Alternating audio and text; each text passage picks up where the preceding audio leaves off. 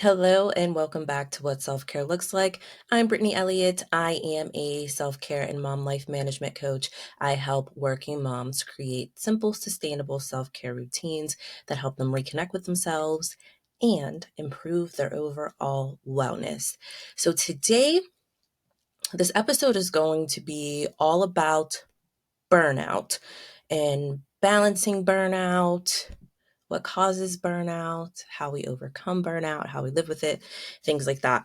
And in my coaching work, burnout comes out, it comes up a lot.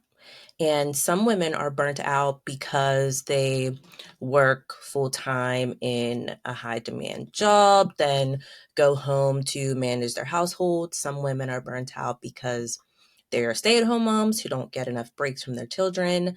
Some women are burnt out because they are military wives and their husbands are deployed. So they are carrying everything. Um, some women are burnt out because they are single moms and the other parent isn't involved. So they are constantly trying to find childcare support to do the things that they need to do. So they can't even wrap their mind around finding childcare support to do the things that they simply want to do. So wherever you are in this some women list, and there are many different scenarios that you could be in, I need you to know that burnout is really a symptom, not a problem on its own. And the way that we balance burnout is through identifying what actually caused the burnout so that we can address it and change it.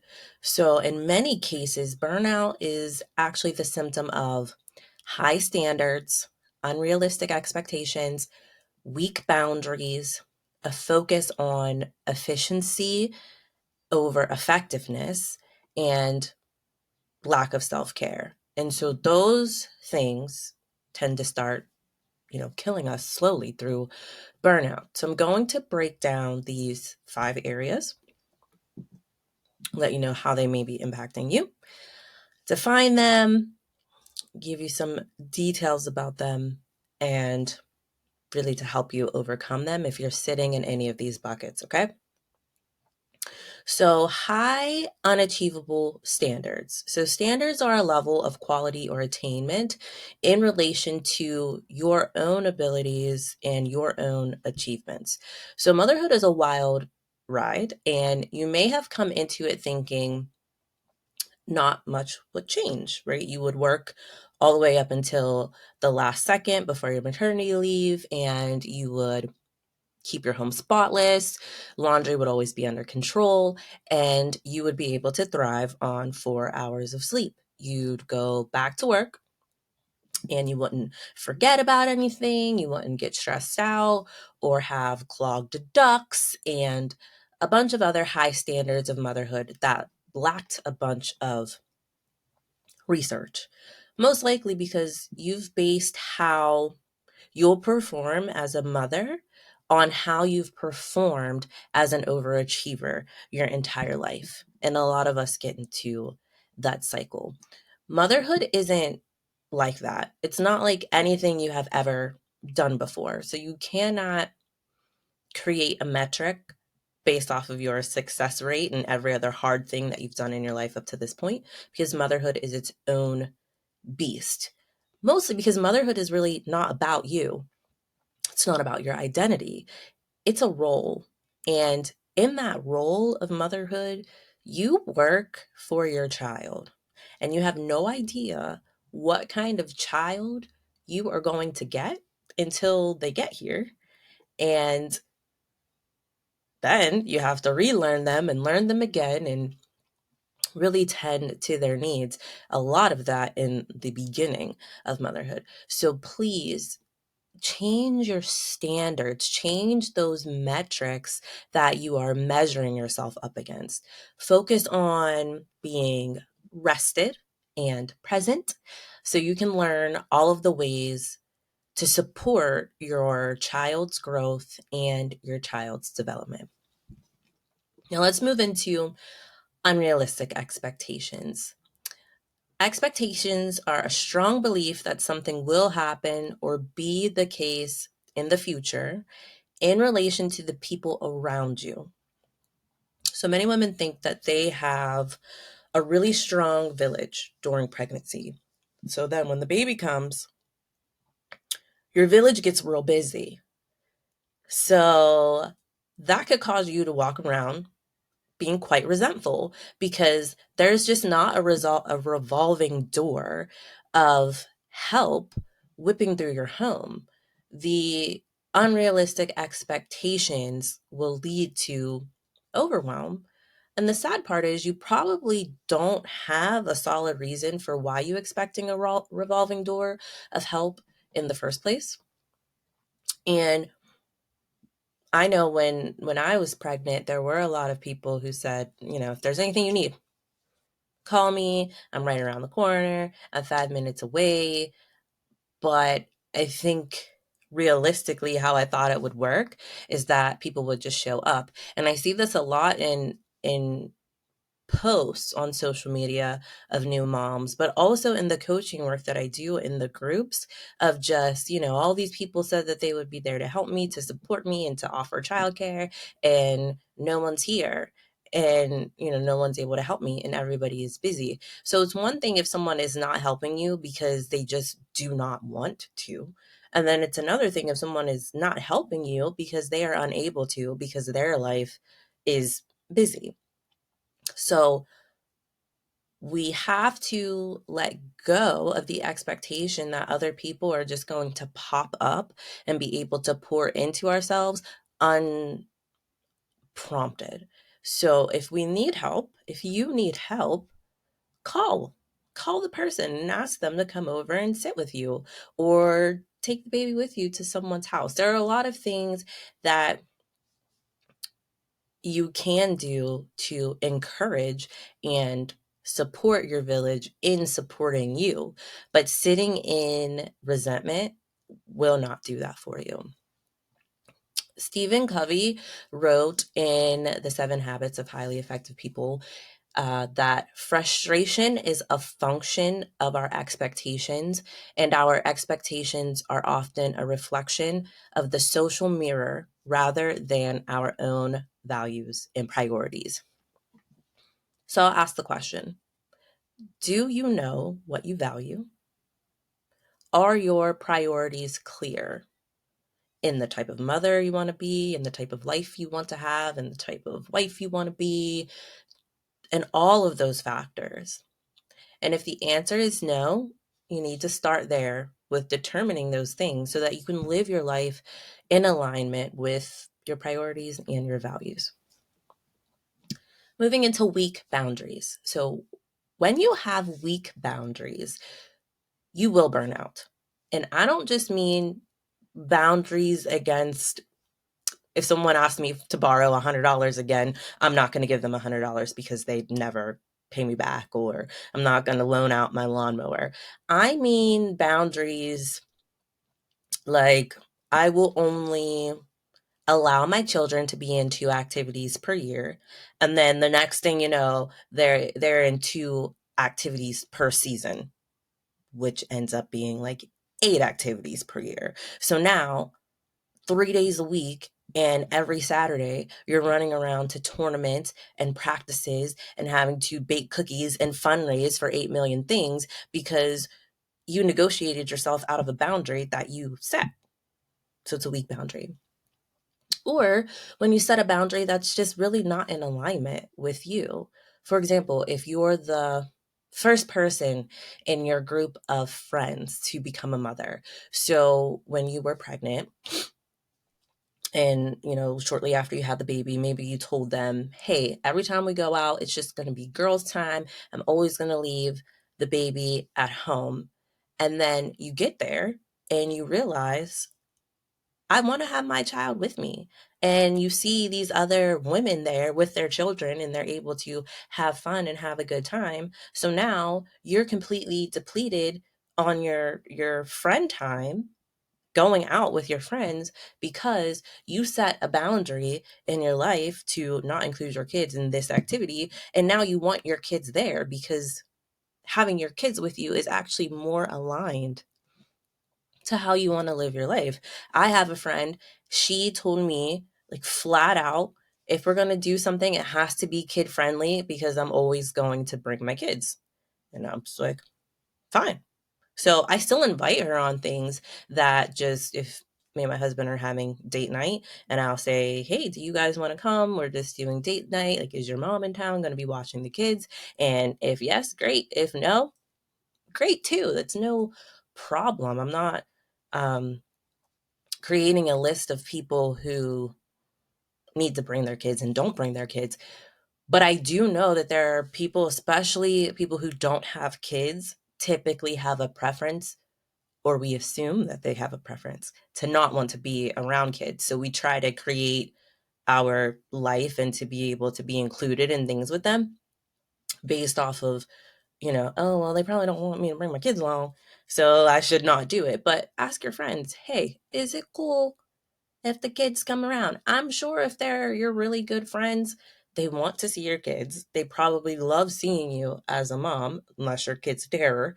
And even if your kid's a terror, I have found that in the times that I was having struggles with like Bristol's behavior when she was like 3 and 4, and she would just like wail and have tantrums.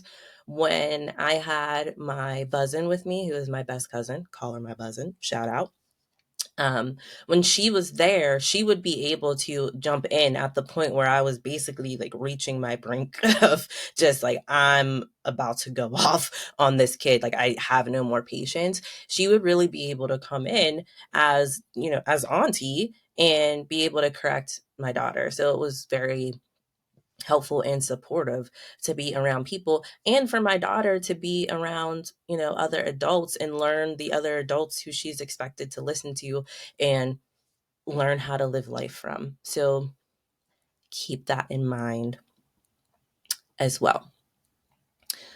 Another way that you can create a boundary that is weak is by not wanting to, for example, this is if you're nursing, if you say, I don't want to pump, I only want to put to breast exclusively. And so you decide not to pump, which means your spouse cannot help you with late night feedings. And that's a boundary that I had set, not even intentionally. I just thought, well, for me to nurse and then have to pump, like there's going to be so much time. And then I would pay for it at, 2 a.m. and 3 a.m. because I was the only one who was able to feed her. My husband could not. But as soon as I started just pumping, even for only that reason, just to pump so that at night I would be able to get just a little bit more sleep, man, it was amazing. So think about those type of boundaries that you may be setting without even meaning for them to be boundaries, or even habits that you are setting without meaning for them to be habits. Just to go off on a tangent for a second, because this one came into my mind too, with household tasks. And I know we've talked about household tasks in past episodes, but I created a boundary that I did not mean to when it came to laundry in the past, because I would just always do it grouchy, pleasantly, whatever my state of mind was or state of attitude. I would just do it. And so my husband got so used to me doing it that when he would see it sitting there, in his mind, he was thinking, she's going to do it, right? Or that I had this preference, because I do tend to take things on and then I'm like, I don't like the way that you do that. And he can feel that. He knows. Like I'm saying, I don't like the way that you do that. So instead of me him dealing with hearing, I don't like the way that you do that, he just wouldn't do it. And it was specifically like something with the laundry. And this is so long ago now because it has been resolved that I cannot think of all the details. But I ended up just sitting down with him like, hey, why don't you do the laundry? Like, this is crazy. Why am I doing all the laundry? And he told me, like, oh, the couple times I did laundry before, you didn't like how I folded them or whatnot, whatever happened.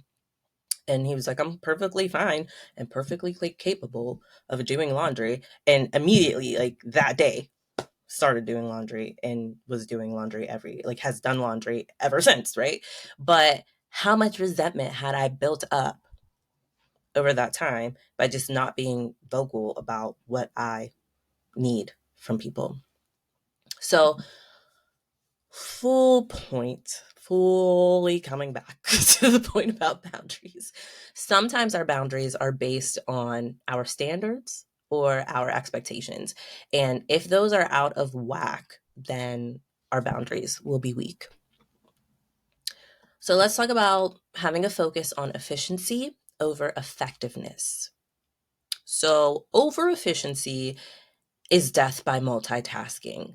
Those days when you say, while the noodles boil, I will put in a load of clothes, unload the dishwasher, put the pasta in the oven, run to the store real quick to return these shoes, come back to switch out the clothes, all in time for the pasta to be done, which is great. But then you flame out because you burned the garlic bread. Great. Why do we do this to ourselves? I know why. On deep levels, I know why. The woman brain is very much wired for multitasking, and in we think in multitasking a lot of the time. So I have been super efficient with my time, super efficient with getting multiple things done in a short amount of time. And then I burn out and I feel like I need a break.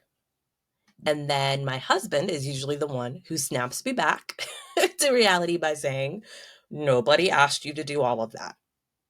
And so, me needing a break, me being burnt out, me creating a day where it's just task after task after task after task was my own doing.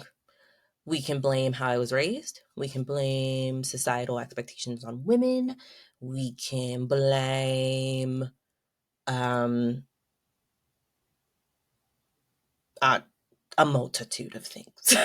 I will say that we can blame a multitude of things. But at the end of the day, it was all me holding on to a standard of how much I could achieve in a few hours instead of asking, what is the best use of my time right now? Because the truth is, your time is limited. So you really need to use it effectively.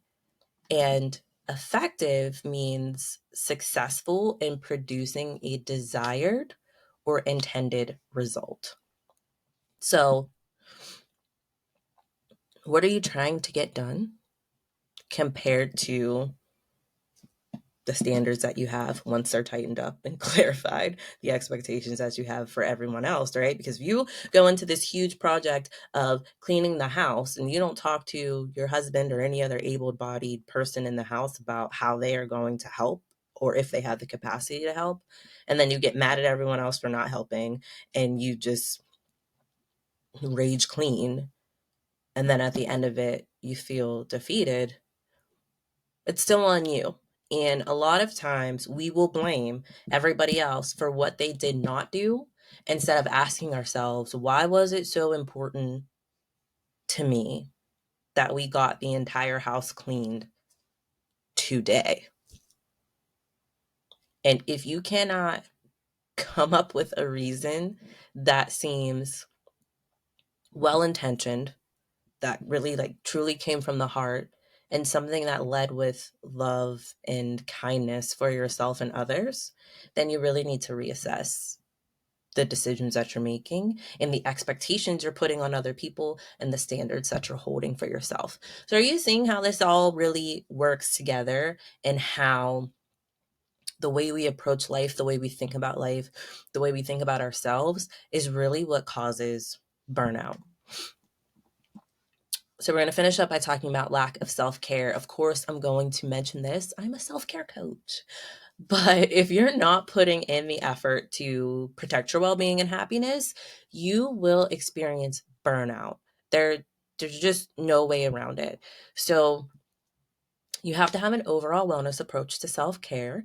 And if you're still not sure where to start, please make sure you take the quiz. The overall wellness quiz It's free. It takes 5 to 10 minutes and it will help you determine which wellness point really needs your attention the most so that you can choose activities that align with that. So if your physical wellness is already, if that bucket's already full, you adding more workouts is not going to be helpful. You might need to take your current workouts that you're doing outside and do something in nature. Maybe you need to hike the trail or run the trail instead of running on the treadmill. It's minor tweaks to the activities that you are doing that will help you impact other buckets on your overall wellness matrix. So, with the topic of burnout, keep in mind I am talking about a perpetual state of burnout. So, not the occasional, I had a very long, busy week and I'm more tired than usual, or I feel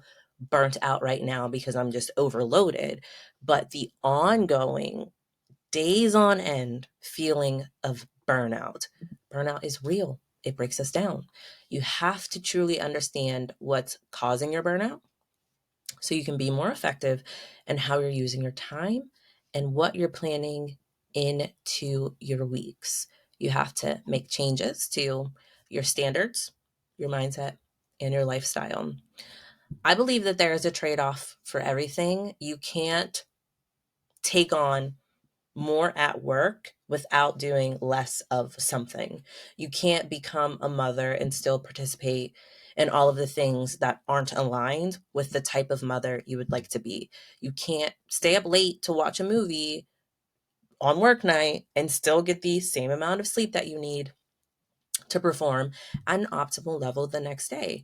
And those might seem annoyingly simple comparisons, but they apply to complex situations as well. So burnout creeps up with the things we need to do, but don't want to do. Let me start over.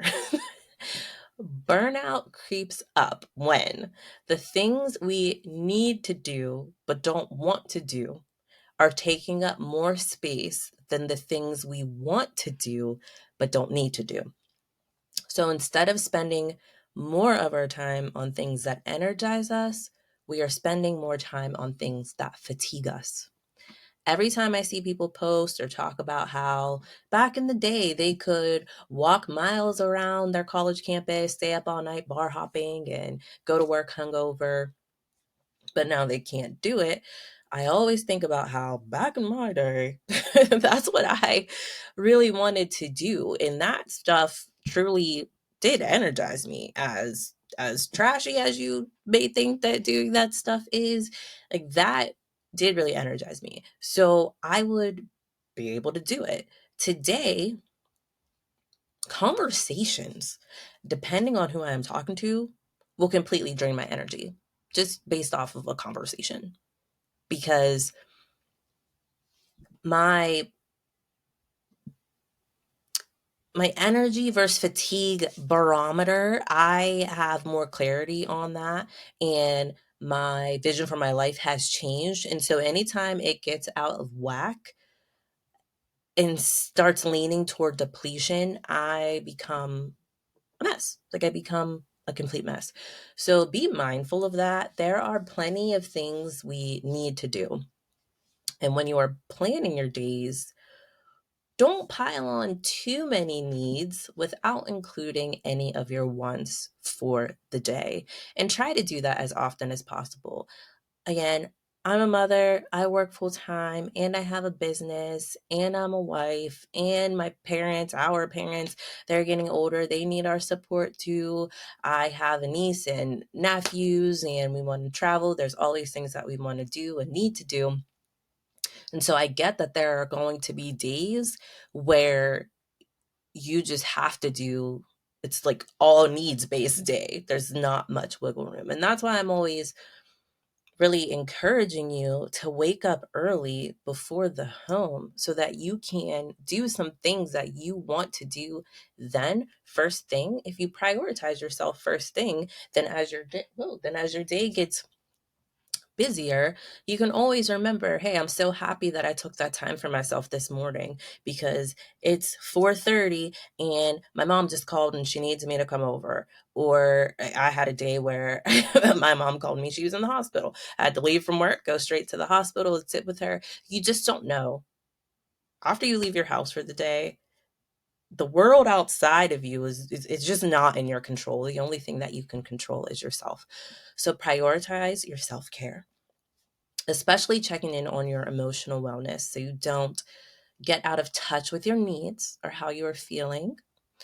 Um, and really make sure that you are living in alignment with the life that you truly want, not the life that you thought you would have, not the life that you have just been handed. Like, don't live through your life passively. Really think about the type of mother you want to be, the type of wife or partner that you want to be, if you work, the type of employee that you want to be, the type of life that you want to lead. Really be clear about that, and then make choices that align with that vision that will ultimately get you there. So, as always, thank you so much for being here. I appreciate you so much, and I'll talk to you soon.